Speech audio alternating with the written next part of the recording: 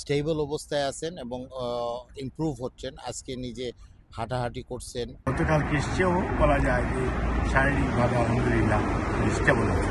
এখন কেমন আছেন বেগম জিয়া আমাদের দেশনেত্রী, বেগম খালেদা জিয়া আমাদের প্রতীক, স্বাধীনতার প্রতীক, আমাদের সার্বভৌমত্বের প্রতীক। আমরা ওনার সুস্থতা কামনা করতেছি। আল্লাহ সুবহানাহু ওয়া তাআলা আপনাদের মাধ্যমে বাংলাদেশের জনগণ এবং গোটা পৃথিবীর জনগণের কাছে আমরা আবেদন, ওনার জন্য দোয়া করার জন্য। উনি সুস্থ হয়ে বাংলাদেশে সুস্থ ব্যক্তি হিসেবে ফেরত যাবেন, এটাই হলো প্রত্যাশা। সাথে সাথে আমরা বলতে চাই, আমাদের বাংলাদেশের যারা ডাক্তারদের টিমরা যারা আসছিল, ওনার চিকিৎসাটা দীর্ঘ 4 বছর ওনারা যারা চিকিৎসাটা দায়িত্ব পালন করে, চিকিৎসক হিসেবে দায়িত্ব পালন করেছেন, আমাদের এই জায়গায় আসার পরে লন্ডন ক্লিনিকের ডাক্তার যে টিমটা, ব্রিটিশ টিম যারা আছে, ওনারা অ্যাপ্রিসিয়েট করেছেন তাদের যে চিকিৎসাটা পরিচালনা করেছেন এবং এই চিকিৎসাটা আন্তর্জাতিক মানের এক লেভেলে একটা চিকিৎসাটা হয়েছে। আমরা দেখতে পাচ্ছি বেগম জিয়া বিভিন্ন মেডিকেল কার্যক্রমগুলি, ওনার রিপোর্টগুলি কালেকশন করা হচ্ছে এবং ওই রিপোর্টগুলি আসার পরে নেক্সট ওনার চিকিৎসাটা কোন দিকে আগাবে, স্টেপটা কী নেওয়া হবে, এটা লন্ডন ক্লিনিকের ডাক্তাররা ওনারা সিদ্ধান্ত গ্রহণ করবে। আমরা সবার কাছে আবারও ধন্যবাদ জানাচ্ছি, বাংলাদেশের জনগণের কাছে ধন্যবাদ জানাচ্ছি যে ওনাকে বিদায় দেওয়ার সময় যে জনগণ যেরকম ওনার পাশে দাঁড়াইছে এবং ওনার সবাই হাত উঠিয়ে দোয়া করছে ওনার সুস্থতার জন্য। আবারও তাদের কাছে আমি আবেদন করতেছি, বেগম জিয়া যতক্ষণ হসপিটালে থাকবেন সবাই আমাদের ওনার সুস্থতা চেয়ে আল্লাহর কাছে ফরিয়াদ করি। সেই সবাইকে ধন্যবাদ জানিয়ে এই জায়গায় আমার বক্তব্য শেষ করছি। 8 তারিখ যখন আসছিলেন আপনি, 8 তারিখে আগের চেয়ে বর্তমান অবস্থা কেমন?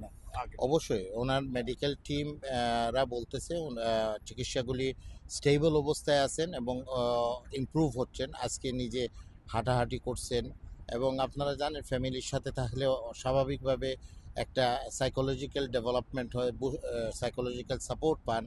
এই সাপোর্টটা পাওয়ার সাথে সাথে ওনার স্বাস্থ্যগতভাবে উনি সুস্থতা ফিল করবে, এটাই হলো। আপনি তো বলছেন যে আন্তর্জাতিক মানের ট্রিটমেন্ট পেয়েছে বাংলাদেশে আপনার সব, কিন্তু আমাদের টিম, আমাদের ডাক্তারদের টিমরা যারা ছিল, ওনাদের যে কার্যক্রমগুলি আমাদের লন্ডন ক্লিনিকের ডাক্তাররা ওরা ফিল করছে, ওরা যে টিমটা কাজ করছে ওরা আন্তর্জাতিক স্ট্যান্ডার্ড মেনটেন করছে। কিন্তু যখন উনি কারাগারে ছিলেন তখন অনেকে দাবি করছেন যে স্লো পয়জনিং, অপচিকিৎসা, নানা ধরনের এই প্রশ্নটা মানে প্রফেশনাল প্রশ্ন।